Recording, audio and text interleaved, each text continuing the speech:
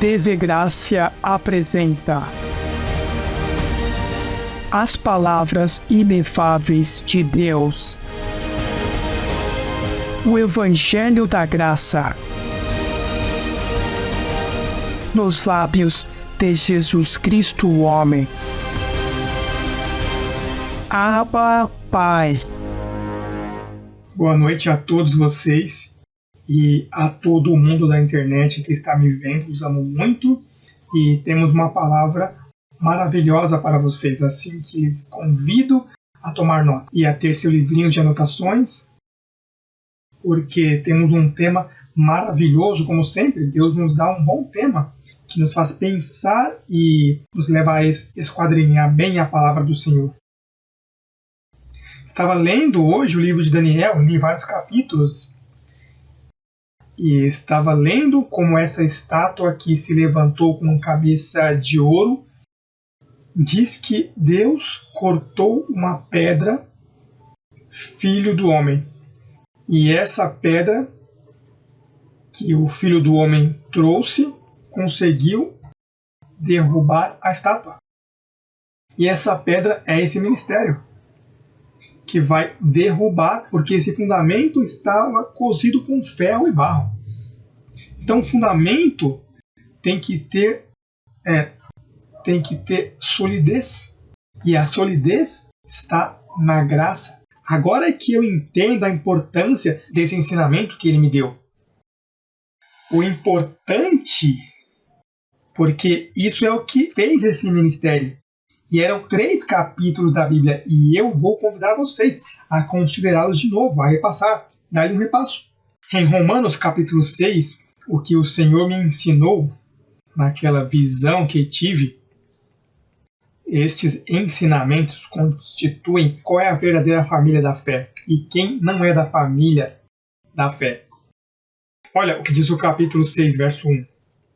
Que diremos, pois? Perseveraremos no pecado para que a graça abunde? De nenhuma maneira, porque os que temos morto ao pecado, e sinalizo quando eu leio, porque os que temos morto ao pecado, o Senhor mesmo me disse, tu entendes o que é estar morto ao pecado? E eu disse, bem, sim, estou morto, mas tu entendes o que significa? Antes, tu estavas vivo ao pecado. Assim me dizia, por nome o Senhor me dizia, antes, José Luiz, tu estavas vivo ao pecado. Mas quando eu dei minha vida na cruz do Calvário, eu te coloquei morto ao pecado. Portanto, tu és impecável e a ti não pode encontrar em pecado, porque estás morto. Então o Senhor me dizia, José Luiz, se tu estás morto ao pecado, tu não podes perder a salvação. Porque para tu perder a salvação, tem que te encontrar em pecado. Mas se eu te coloco morto ao pecado, então não pode te encontrar em pecado, tu és impecável.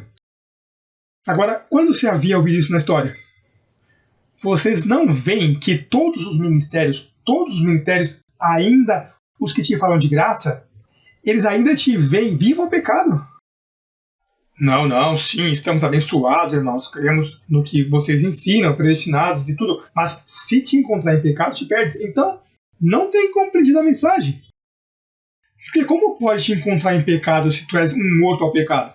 Mas se tu pensas que ainda tu pecas e que te encontra em pecado e que Deus está bravo contigo porque tu estás em pecado, então tu não és da família da fé. Pois se tu entendes que tu estás morto ao pecado, que a igreja, a família da fé, Cristo morreu com o propósito de colocá-la morta ao pecado, para que o pecado jamais volte a tocá-la. Então, tu és parte da família da fé. Essa é a mensagem. Se a mim o pecado não pode me agarrar, tu tens que dizer, e a mim menos ainda. Diga comigo, a mim menos ainda. Quer dizer que a ti não se pode encontrar em pecado. Veja, diz aí ao pastor que tu visitavas. Diz isso aos líderes, conciliadores do mundo que estão me escutando agora mesmo. Veja, que me escutem, que creiam nesses 15 minutos que eu estou falando. Se creem nisso, que Oscar cai no chão, porque eles têm... Todas as suas doutrinas estão envolvidas em que há pecado para a igreja. Eles têm blasfemado e têm tido por imundo o sangue do pacto. Eu lhes digo e advirto a eles que estão me escutando agora mesmo, essa igreja, essa preciosa igreja com esse coro tão bonito que canta, estão blasfemando e têm tido por imundo o sangue do pacto de Jesus Cristo, a tem pisoteado. Essa é a blasfêmia que tem tido contra o Espírito Santo, não ter acreditado que o pecado foi tirado e seguir pregando para a igreja como se fossem pecadores. Verso 5, porque se fomos plantados juntamente com ele na semelhança de sua morte, assim também o seremos na sua ressurreição. Sabendo isso você tem que saber, se não sabes, sabendo isso, que nosso velho homem vai ser crucificado, já tomou lugar, foi crucificado juntamente com ele, para que o corpo do pecado seja destruído, a fim de que não sirvamos mais ao pecado, porque o que morreu, quantos morreram aqui? O que foi morto, ao quê? Tem sido o quê? Você entende a palavra justificado? Que você é culpado, mas o juiz diz, está justificado. Alguém está livre. O que foi morto foi justificado do pecado. O meu problema, irmão, é que quando eu sabia isso, que eu vinha entender bem, eu dava viagenzinhas a Atlanta, onde estava a companhia dos escritórios, porque eu trabalhava em Porto Rico como assistente diretor de evangelismo em toda a ilha de Porto Rico. E meu chamado era alcançar toda a ilha, mas eu tinha que dar reuniões mensais a Atlanta, para me colocar em dia com as novas coisinhas do departamento de evangelismo, os novos inventos. Evangelismo explosivo, uma nova forma de alcançar as pessoas, pois eu tinha que ir para lá. Então, uma vez, um grande teólogo, que é o que escreve os expositores da escola dominical, que o dão trimestralmente, e um homem bem conhecido. E então, pois eu vinha de Porto Rico e ele parece que quis se agraciar comigo, me dizendo bom dia, em um espanhol quebrado, não? Bom dia. E eu, bom dia, como estás? Então me dizia, como está a ilha de Porto Rico? Eu, muito bem, muito bem. E um dia, pois, nos sentamos assim, estávamos falando, estávamos tomando café, coisas e um recesso que teve. E então, não sei como chegamos. Bem, eu sei como chegamos, porque eu sempre empurro as pessoas para esses temas, não? Decentemente e habilmente, em forma de pergunta, pois eu fiz, como ele é o teólogo, eu não tenho graduação em teologia, nem quero. Nem quero, graças a Deus que eu nunca recebi. Mas eu lhe disse, doutor, o que você entende por Romanos 6 quando diz que estamos mortos ao pecado? Bom, essa é a grande teologia do apóstolo Paulo, que estamos mortos ao pecado. Ele disse, mas por que você entende isso? E me disse, o que tu entendes? Bem, eu entendo que estou morto ao pecado, sou impecável, não me pode achar em pecado. Mas onde tu estudaste, José Luiz? E ele disse, não, eu não quero falar disso, onde eu estudei. Porque imagina, quando eu quis estudar, o senhor me tirou do seminário, assim que se ele diz onde eu estudei.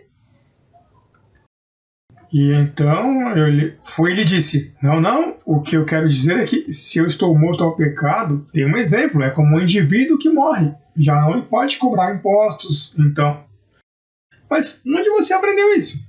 Se eu lhe disser que eu aprendi de quem ele está servindo a Jesus Cristo, pois para que ele serve, me ensinou, mas se eu lhe digo que foi Jesus Cristo, me chamaria de blasfemo. Ele não vai acreditar. Doutor, não entendia o que tu acabas de entender nos últimos 20 minutos e até agora não entende. Isso que se você soubesse o que se aprende sentado na cadeira desse edifício, tem um valor tão poderoso porque não há grupo cristão, não há teólogo, não há movimento mundial nos 2000 anos que possa se enfrentar ao que tu lhe podes ensinar, uma vez que tu estás exposto a esse ensinamento. Não há.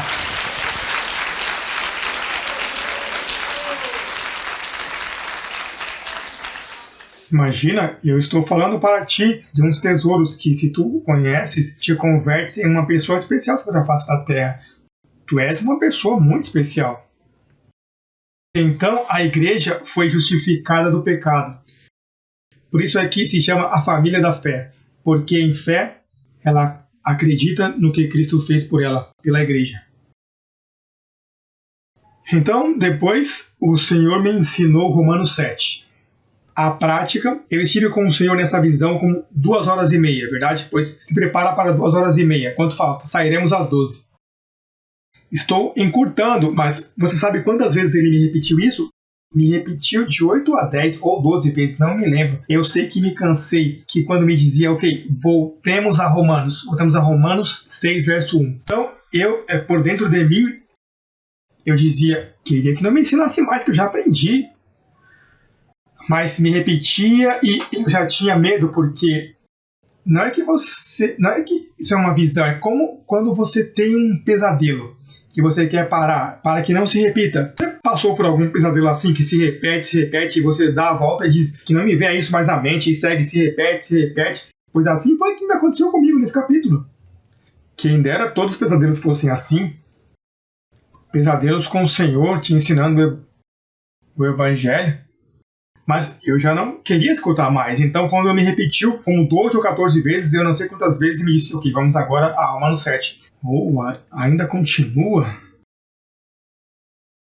Era tão real, assim mesmo como eu estou te falando. Então, Romanos 7, olha o que ele me leu. Diz, mas agora estamos livres da lei, por termos morrido. Diga, morrido.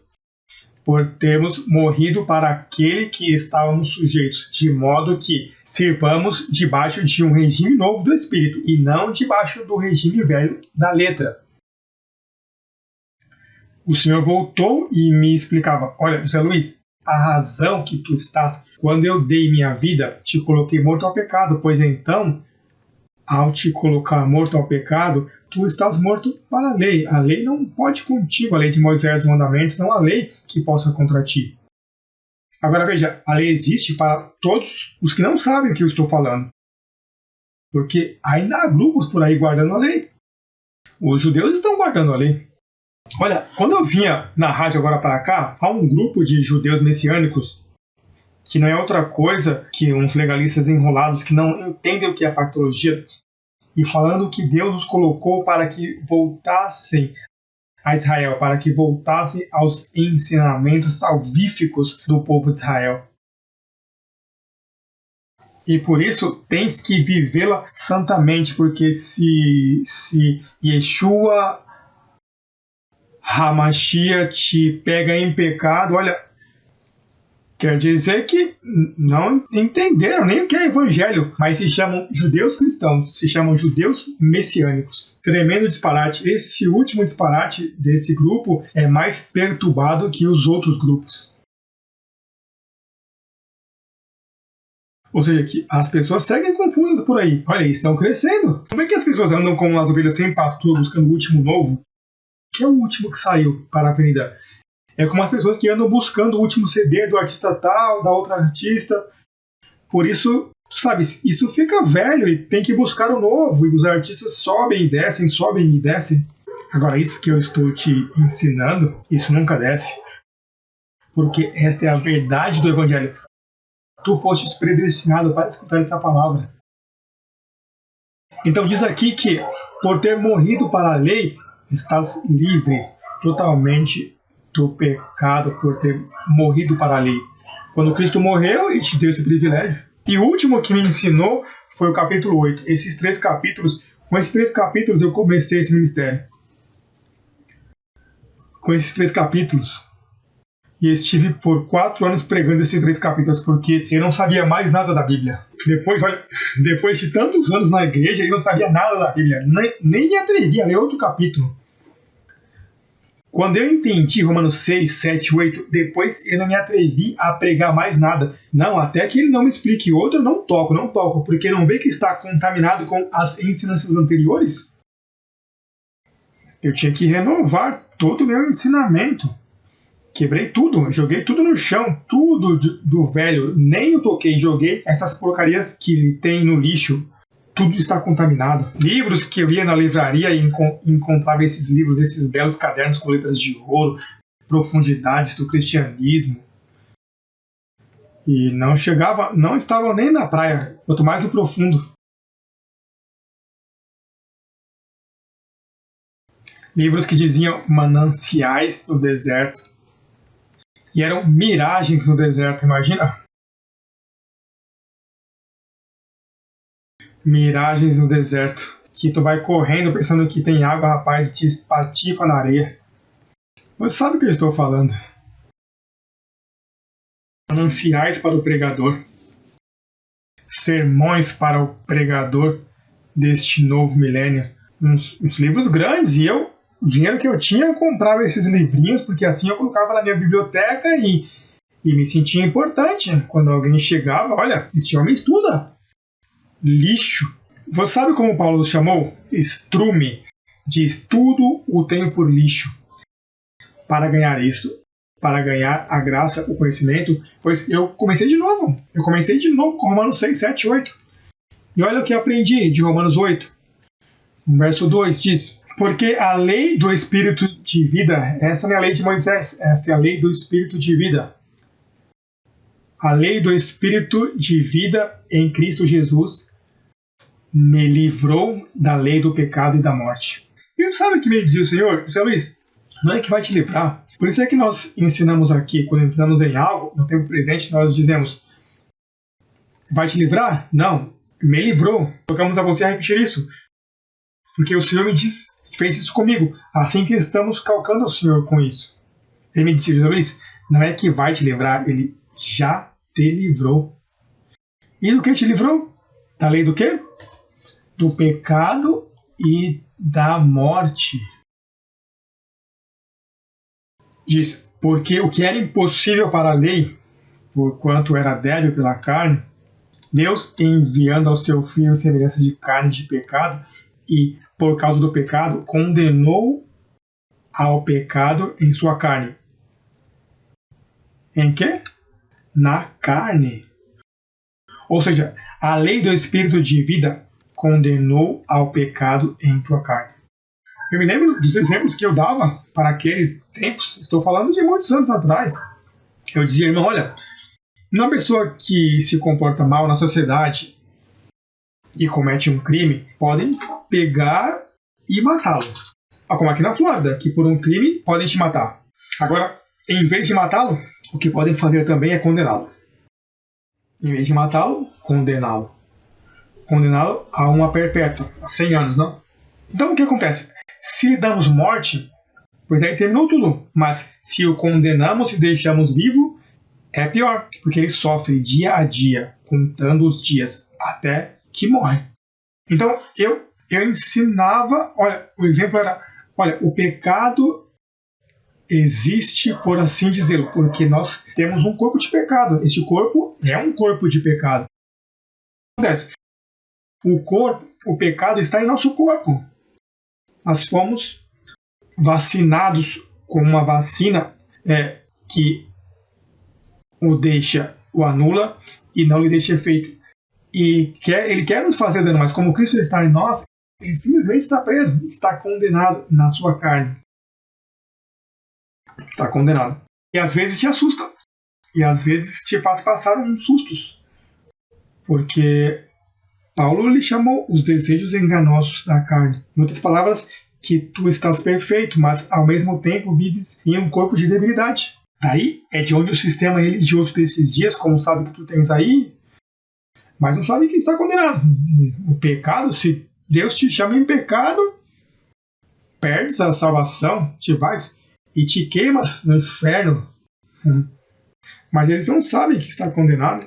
Ou seja, eles estão tratando com um criminoso que está preso, mas se fecham a porta da casa pensando que essa noite vai chegar. Ele está condenado. E se da prisão de sim, lembra desse cárcere que não se podia fugir? Porque se fugiam, estava rodeado de tubarões?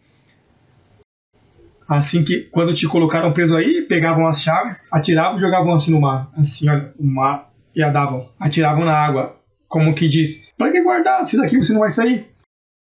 Pois esse cárcere Deus fabricou para o pecado. Por uma leve tribulação momentânea.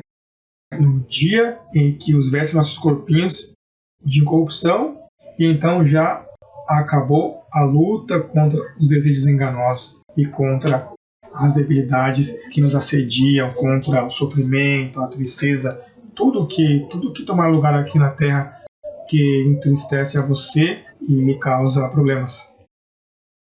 Mas a vitória já é nossa, porque você está morto ao pecado. Diga comigo, a família da fé está morta ao pecado. Já não está em pecado, porque o pecado foi tirado do meio. Por isso, entendemos melhor agora Colossenses 2:11. E com isso terminamos. Colossenses capítulo 2 diz: nele também fostes circuncidados com circuncisão não feita à mão, ao lançar de vós o corpo pecaminoso carnal, na circuncisão de Cristo. O que fez com o teu corpo pecaminoso carnal? O quê? O lançou. Sabes qual é o problema? Que tu tens que ter fé para crer que ele o lançou, quando tu ainda o vê vivendo contigo. Por isso é que a família da fé, porque a família da fé é a certeza do que se espera e a convicção do que não se vê. Então tu não vês que te lançaram fora, mas aqui diz o apóstolo que na circuncisão de Cristo, teu corpo pecaminoso carnal, o que registrava pecado já não registra, porque foi lançado fora na circuncisão de Cristo. Essa é uma das mensagens mais belas que eu preguei nessa noite. As mensagens mais valiosas, porque essas são as colunas do verdadeiro cristianismo.